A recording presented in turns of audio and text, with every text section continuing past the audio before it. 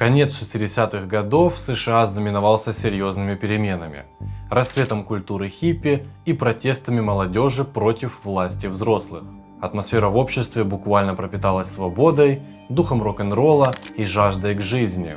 Именно в Калифорнии того времени произошли преступления, связанные с двумя самыми известными американскими серийниками конца 60-х. Один из них, Чарльз Мэнсон, был довольно быстро раскрыт и в итоге провел оставшуюся часть своей жизни в тюрьме. Второй – Зодиак.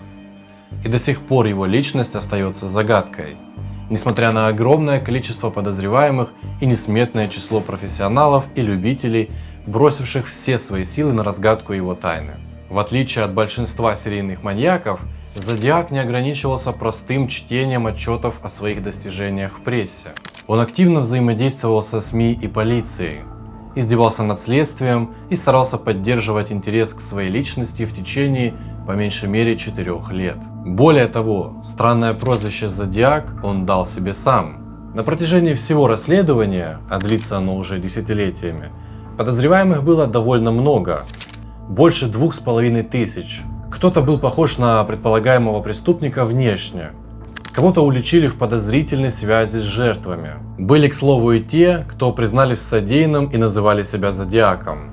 Один человек сделал это фактически на смертном одре, но впоследствии это ни к чему не привело. Улик и доказательств вины этих людей полиция так и не смогла найти.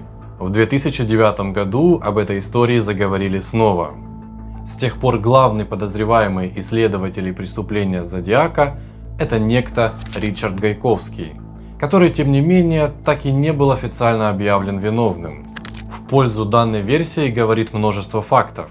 Тем не менее, одна из самых загадочных тайн 20 века не разгадана до сих пор. Но почему? Об этом я вам сегодня и расскажу.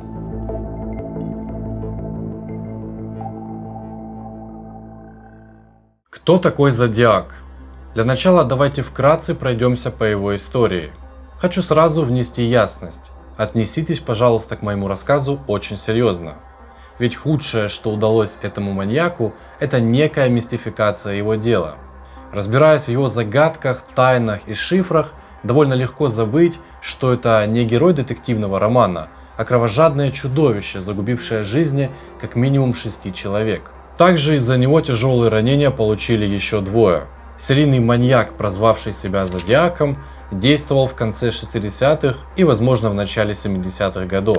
И до сих пор никто не знает, кем он был. Причина тому довольно проста. 50 или 60 лет назад не было множества камер наблюдения на улицах, доступного всем интернета и мобильной связи. Сделать что-то жуткое и потеряться в большом городе было гораздо легче.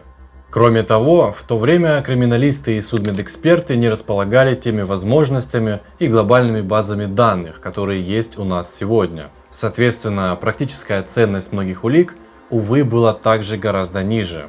Итак, все 6 подтвержденных убийств произошли в Северной и Южной Калифорнии в период с 1966 по 1969 год. При казни своих жертв изверг использовал как огнестрельное оружие, так и нож. В ночь 30 декабря 1966 года была убита студентка колледжа Риверсайда Шерри Джо Бейтс. Преступник вывел из строя ее автомобиль и заманил в пространство между двумя нежилыми зданиями на территории колледжа, где и зарезал. Позже он отправил в полицию и местную газету 2 отпечатанных на машинке письма с деталями преступления, известными только ему, и написал стихотворение о жертве на столе в колледже. В 1967 году он отправил письма в полицию, отцу жертвы и в газету, где обещал больше жертв. 20 декабря 1968 года неизвестный застрелил студента Дэвида Фарадея и его девушку Бетти Лу Дженсон в их автомобиле на Лейк Херман Роуд, дороге неподалеку от озера Герман. Произошло это после 11 вечера, и, к сожалению, свидетелей и улик полиции найти не удалось. Дело остановилось. В полночь 4 июля 1969 года подобной атаке в своей машине подверглась еще одна пара влюбленных – Майкл Мажа и Дарлин Феррин. 40 минут спустя в Главное управление полиции Вальеха поступил звонок. Звонивший признался в преступлении и сообщил, что именно он прикончил тех ребят в прошлом году, явно намекая на Фарадея и Дженсен. Диспетчер, которому пришлось принять звонок крайне странного анонима, заметила, что он, по всей видимости, читал свое заявление по бумажке. Позднее офицерам удалось отследить звонок, и выяснилось, что он был совершен с телефона автомата в нескольких сотнях метров от дома Феррин и всего в паре кварталов от полицейского управления. На этот раз, к счастью, одной из жертв удалось выжить.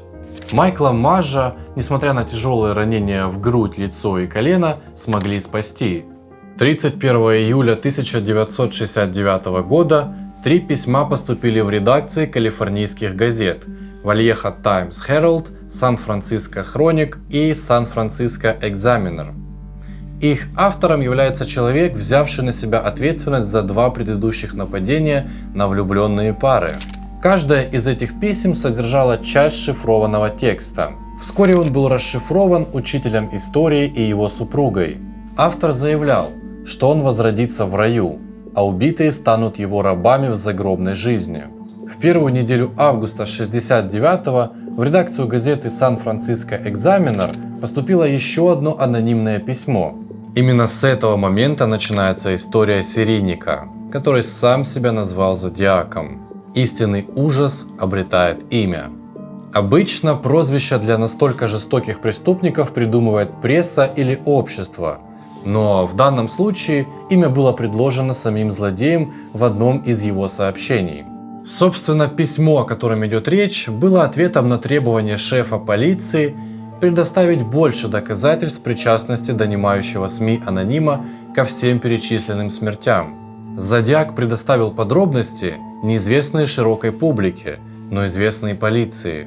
Вечером 27 сентября того же года Зодиак напал на отдыхающих Брайана Хартнелла и Сесилию Энн Шепард на озере Берриса. В этот раз преступник не удовлетворился расправой с помощью огнестрельного оружия и устроил настоящее шоу, представ перед своими жертвами в черном капюшоне. Самого факта гибели людей ему уже стало мало.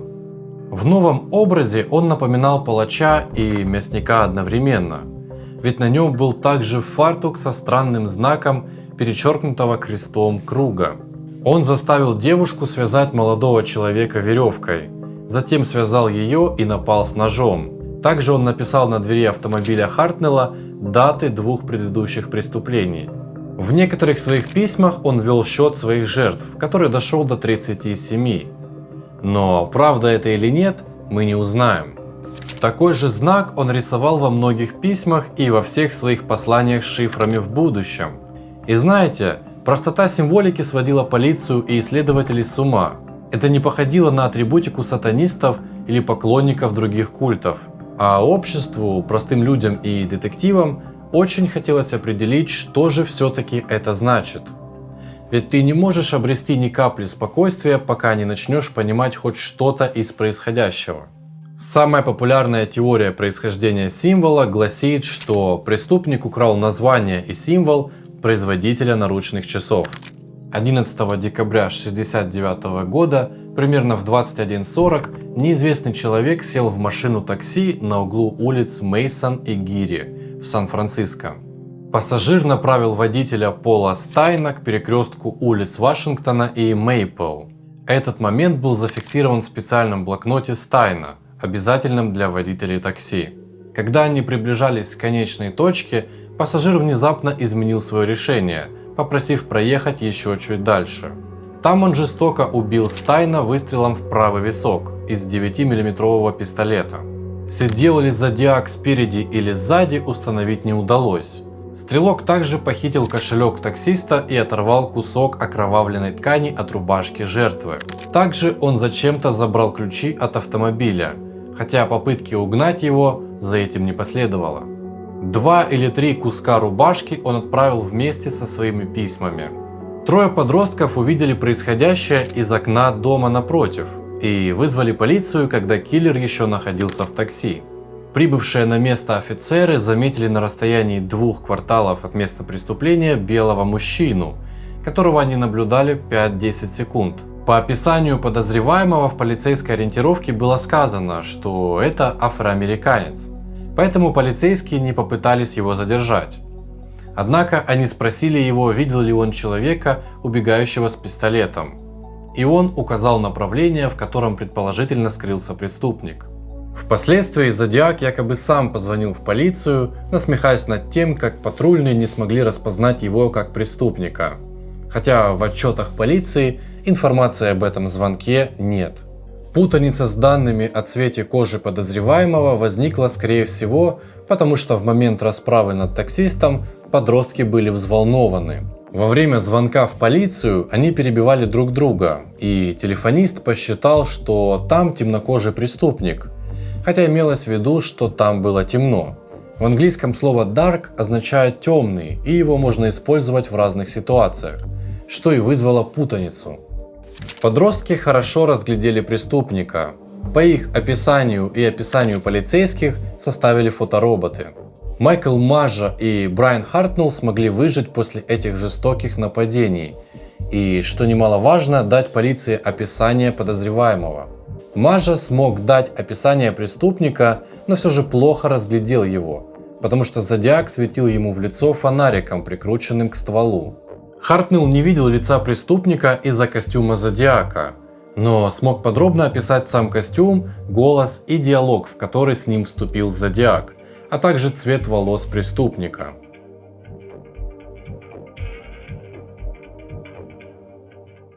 Как и почему Ричард Гайковский стал подозреваемым в деле Зодиака? У всех серийников есть свой характерный почерк. Зодиак наиболее известен благодаря своим загадочным высказываниям и длинным письмам, которые он отправлял в прессу. Некоторые письма были подписаны им и дополнены особыми криптограммами, которые, по предположению исследователей, должны были указать полиции на преступника тем или иным образом. В сущности, это был также элемент его игры, ведь он буквально ходил по лезвию ножа, полагаясь на то, что глупая или равнодушная на его взгляд полиция не сможет разгадать его загадку. Очень жаль, но в чем-то он был прав. В этой истории было немало случаев, когда причастные к расследованию люди почему-то не считали важным уделять должное внимание его рисункам с перечеркнутыми кругами. Да, в дополнение к криптограммам он обычно добавлял какой-нибудь символ вроде креста или круга, что делало его послания еще более загадочными. Один исследователь был одержим этим делом на протяжении десятилетий и фактически посвятил свою жизнь разоблачению Зодиака.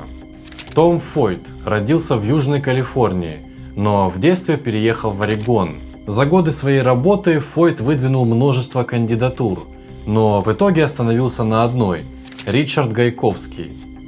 Гайковский родился на ферме в сельской местности Южной Дакоты 14 марта 1936 года в семье католиков. Служил военным медиком и занимался политикой в Дакоте, прежде чем переехал в район залива Сан-Франциско в 1963 году.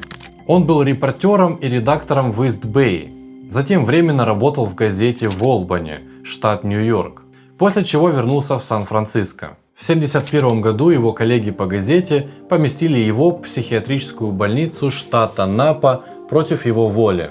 Это, к слову, важный момент, ведь газета была своеобразной и полностью оппозиционной к установленным ранее порядкам. Но этот парень показался странным и опасным даже своим коллегам-хиппи. Также это событие произошло уже после всех преступлений Зодиака. И пока Гайковский был на лечении, Зодиак хранил молчание и не отправлял писем. Позже у Гайковского было диагностировано неопределенное психическое заболевание, и он проходил лечение в больнице Маунт Сион в Сан-Франциско. После своего лечения он управлял независимым кинотеатром в районе Мишен. Но вернемся на пару лет назад, к странным совпадениям, которые и утвердили многих исследователей Зодиака в версии, что Гайковский именно тот, кого они так долго пытались разоблачить. Работа Гайковского в газете Martinez Morning News, а именно расположение офиса и гибкий график, позволяла ему оказаться в непосредственной близости от места нападений на Lake Harmon Road и Blue Rock Springs. А главное, он мог находиться в этой местности, не вызывая никаких подозрений к себе. Обычный журналист, который работает неподалеку. Что такого-то? Вместе с тем, конкретно эти места преступлений располагались на отдаленных дорогах, известных только местным жителям. И находились они всего в нескольких минутах от места жительства Гайковского. Вернувшись из Олбани, он стал главным редактором Сан-Франциско Good Times, альтернативой и, можно сказать, протестной еженедельной газеты района Хайд-Эшбери. Газета использовала дом на Фейл-стрит в качестве коммутатора, место, где можно было передавать и принимать сообщения. И это всего в нескольких ярдах от дома, где жил Пол Стайн. Тот самый таксист, чья жизнь прервалась после того, как в его машине прокатился маньяк. За 4 дня до смерти Стайна Good Times провела акцию по сбору книг как раз недалеко от дома следующей жертвы Зодиака. Статью об этом событии в одноименной газете написал Ричард Гайковский. Соответственно, в дни проведения акции он был на Фейл-стрит и теоретически мог пересечься с Полом Стайном. Сестра Стайна сообщила Фойту, что узнала Гайковского как скорбящего на похоронах брата. На первый взгляд ничего странного в этом нет, ведь такое преступление – незаурядное событие для города, а Гайковский – журналист. Но впоследствии никаких материалов на эту тему он не написал, а подозрительные совпадения на этом не заканчивались. Все письма и сообщения, которые получали СМИ и полиция от Зодиака в период работы Гайковского в Good Times, он отправлял в разные дни недели, но ни разу в среду, производственный день, в который, собственно, и выпускалась газета Good Times. Одним из бывших бойфрендов Дарлин Феррин, по словам сестер почившей, был журналист по имени Ричард. Напомню, Дарлин погибла во время второго нападения Зодиака, а ее любовник Майкл Мажа впоследствии выжил. Мажа сообщил полиции, что погибшая назвала этого человека по имени, то есть она узнала его.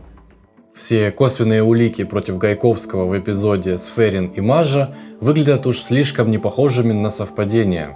Сестра жертвы Дарлин Феррин публично подтверждала, что одним из бывших бойфрендов ее сестры был журналист по имени Ричард. Она была замужем и у нее был ребенок, но у нее было множество поклонников в ресторане, где она работала. Следователь Кен Нарлоу, занимавшийся нападением на озере Барриеса, сообщил, что Ричард Гайковский был на вечеринке у Феррин, а через некоторое время ее убили. Жертва Зодиака Дарлин Феррин из Вальеха вышла замуж за Джима Крэдбери 1 января 1966 года и переехала в Олбани, штат Нью-Йорк.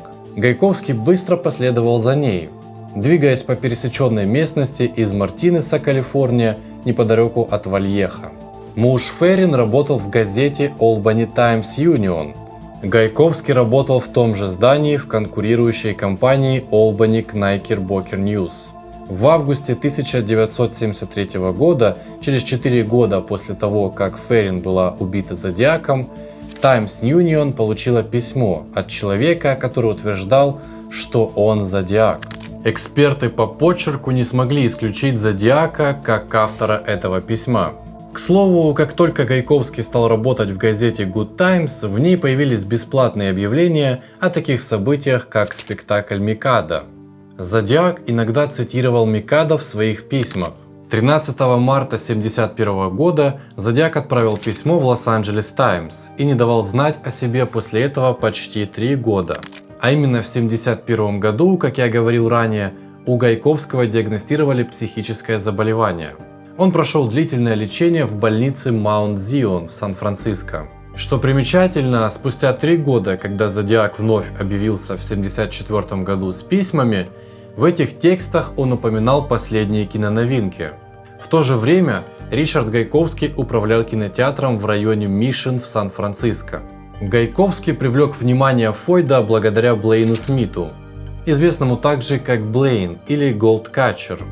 Гайковский и Блейн были членами газетного коллектива Good Times и дружили с 1969 года. Получив в начале 70-х годов в наследство значительную сумму денег и уехав на Крит, Блейн вернулся только в 80-х. То есть его связь с Гайковским была прервана на долгий срок. Когда в 1986 году вышла первая книга Роберта Греймсмита о Зодиаке, Блейн, как невольный свидетель происходящего в городе тогда безумия, прочел ее и связался с ФБР и полицейским департаментом Сан-Франциско. Мужчина просил их расследовать дело Гайковского, так как многие детали в книге указывали, по его мнению, на его бывшего коллегу. Полиция, конечно, отреагировала, но отнеслась к этому скептически и довольно быстро свернула расследование. Гайковский утверждал, что во время первого нападения находился в Европе, и ему поверили, несмотря на то, что мужчина потерял паспорт и не имел никаких весомых доказательств того, что в те дни его не было в Штатах. Позже было доказано, что он находился в Калифорнии во время всех нападений Зодиака. В 2008 году Блейном была представлена информация о причастности Гайковского к преступлениям Зодиака. Она включала удивительные фотографии, аудио и образцы почерка, схожие с почерком Зодиака.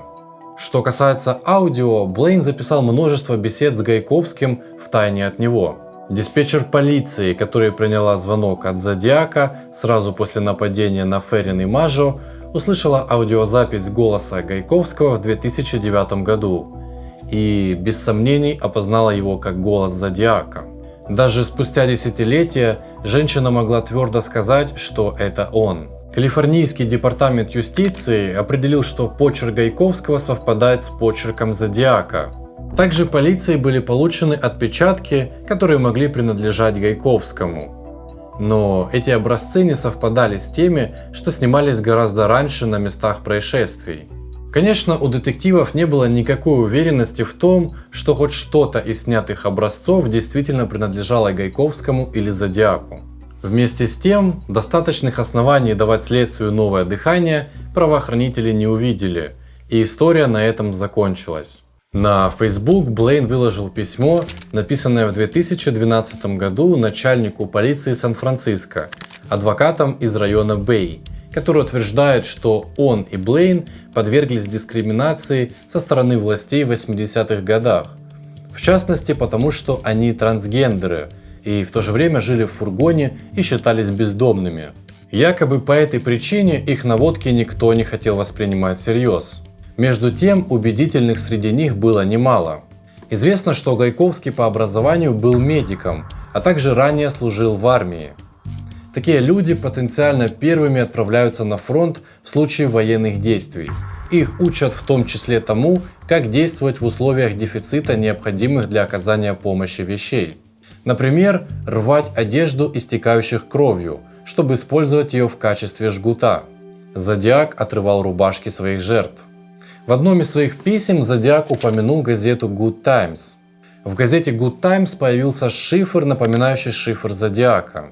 В день, когда Зодиак отправил шифр, разделенный на 3 части, на обложке выпуска Good Times был коллаж из 3 разделенных фотографий. Фраза Getting Rocks Off появляется в шифре Зодиака на обложке Good Times. На одной из обложек Good Times появляются 2 наклеенные рядом почтовые марки. Зодиак часто клеил 2 и более марки. У Гайковского была книга с личной подписью Пола Стайна. Работа в такси была не единственным родом занятий мужчины. Пол Стайн был единственной подтвержденной жертвой Зодиака, кто подвергся нападению в одиночку. Но произошло это на улице, где жила двоюродная сестра Гайковского в день ее рождения, 11 октября. В статьях, опубликованных в 1969 году, Гайковский имел обыкновение сокращать свою фамилию до 4 букв и использовать несколько вариантов написания. Например, Гайк или Гаук. Интересно, что сокращение Гайк можно легко заметить в шифре Зодиака. В том же шифре фамилия Гайковского и вовсе читается полностью и складывается в букву Z, первую букву псевдонима Зодиака. Это не полное соблюдение орфографии написания фамилии, а скорее фонетическое его выражение. Гайковский жаловался на то, что часто допускают ошибки в словах. Это касалось орфографии. Также он был довольно склонен к использованию разного рода тавтологий, то есть повторений, или неуместного применения ряда слов. Зодиака уличали в похожих ошибках. Оба также любили начинать свои предложения со слова «но», что крайне нетипично для большинства людей. 19 мая 1966 года Гайковский пишет статью, где начинает предложение «сно» 4 раза. Полгода спустя, в письме признания в убийстве Бейтс, 6 предложений начинается с «но». В этом обзоре фильма 1966 года Гайковский писал о девушках как о добровольных жертвах, существующих для того, чтобы на них охотились как на дичь, в таких местах как Калифорния. 6 месяцев спустя Зодиак написал об охоте на девушек и о Шерри Джо Бейтс как о добровольной жертве. В одном из шифров Зодиака после уместных манипуляций с буквами и символами легко просматривается Гайк и P-Day – день числа P. Это, к слову, 14 марта, день рождения Гайковского.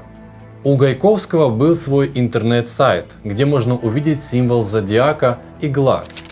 Зодиак нарисовал множество глаз в своей открытке. Одно из убийств Зодиака произошло на Лейк Херман Роуд. Гайковский зарегистрировался в интернет под ником Джек Харман. Очень созвучно с Лейк Херман.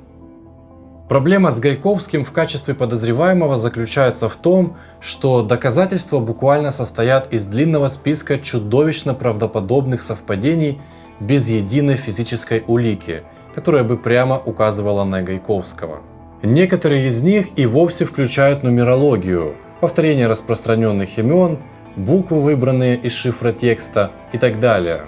Использование зодиаком шифров, похоже, заставило многих людей считать это дело не серией жестоких преступлений, а какой-то эзотерической загадкой. Они во всем ищут скрытый смысл, а обычно, если уж взялся искать, то обязательно найдешь.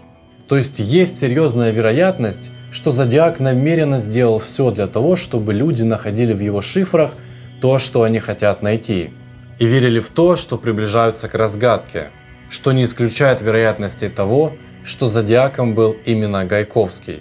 Я, к слову, не склонен подозревать всех и вся, но вынужден признать, совпадений в историях Ричарда Гайковского и Зодиака уж слишком много для того, чтобы считать это все просто совпадениями. Напишите в комментариях, что вы думаете по этому поводу, почему это дело до сих пор не раскрыто, а также поддерживайте канал подпиской и лайком. Вам не сложно, а мне очень приятно. До новых встреч. Пока. Пока.